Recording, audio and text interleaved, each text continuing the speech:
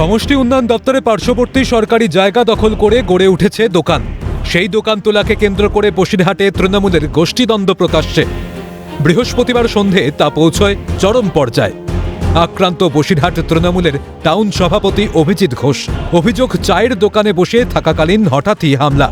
কাদায় ফেলে চলে থাপ্পড়, চর, অকথ্য ভাষায় গালিগালাজ, আগ্নেয়াস্ত্রসহ দলবল নিয়ে হামলার অভিযোগ ৬ নম্বর ওয়ার্ডের কাউন্সিলর মনিকা সোম গোলদার ও তার স্বামী অরিন্দম গোলদারের বিরুদ্ধে।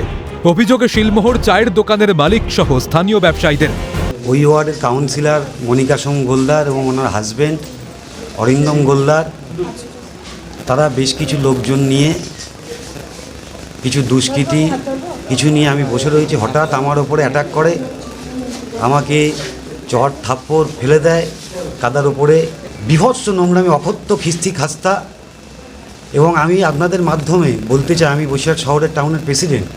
আজকে আমি শুধু বেঁচেছি, বসিরহাটের মানুষ আমায় ভালোবাসে, সাধারণ মানুষ দেখতে পেয়ে ঘিরে আমাকে উদ্ধার করে এনেছে। তা না হলে তো বাঁচতাম না। সব দুষ্কৃতীদের নিয়ে এসেছি, মেশিন, লাঠি।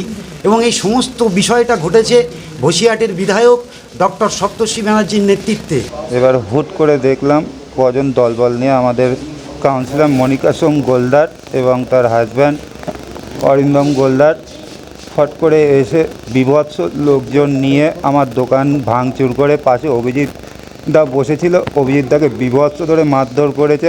আজকেও ঘটনা দিকে এসে আমাদের দোকান ভাঙচুর হলো, তার টাউন সভাপতি তাকে মারা হলো, মাটিতে ফেলে মেরেছে। তাদের আজ কিছু লাঠি, তারপরে অস্ত্রশস্ত্র সব ছিল, মারধর, র্যান্ডাম মারধর করছে। কি জানা যাচ্ছে, বসিরহাট সমষ্টি উন্নয়ন দপ্তরের পার্শ্ববর্তী জায়গায় গড়ে ওঠে বেশ কয়েকটি অস্থায়ী দোকান। সম্প্রতি সেই দোকানগুলিকে পাকা করতে শুরু করে কিছু ব্যবসায়ী। কাজ বন্ধের নির্দেশ দেওয়া হয় বসিরহাট দক্ষিণের বিধায়ক ডাক্তার সপ্তর্ষি বন্দ্যোপাধ্যায় ও স্থানীয় কাউন্সিলরের তরফে। অন্যদিকে দোকানদারদের পক্ষ নেন তৃণমূল টাউন সভাপতি অভিজিৎ ঘোষ ও বাদল মিত্র। এখানেই গণ্ডগোলের সূত্রপাত।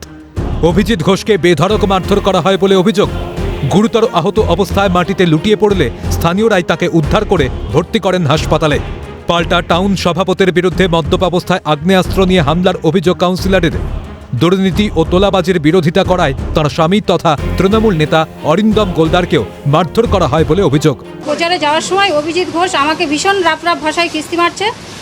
আমার সঙ্গে যে মহিলাগুলো ছিল মদ্যপ অবস্থায় তাদের সাথে খারাপ ব্যবহার করার চেষ্টা করেছেও কিছু কিছু মানুষের সাথে।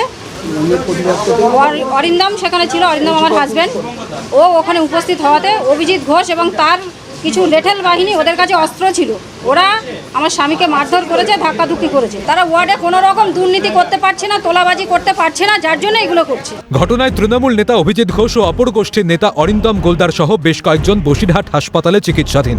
থানার দ্বারস্থ উভয় পক্ষই। বসিরহাট থানায় একে অপরের বিরুদ্ধে লিখিত অভিযোগ দায়ের। অভিযোগের ভিত্তিতে তদন্তে নেমে ৩ জনকে গ্রেফতার করে পুলিশ। ওই জল কতদূর গড়ায় এখন সেটাই দেখার। শামীম মোল্লার রিপোর্ট, ক্যালকাটা নিউজ।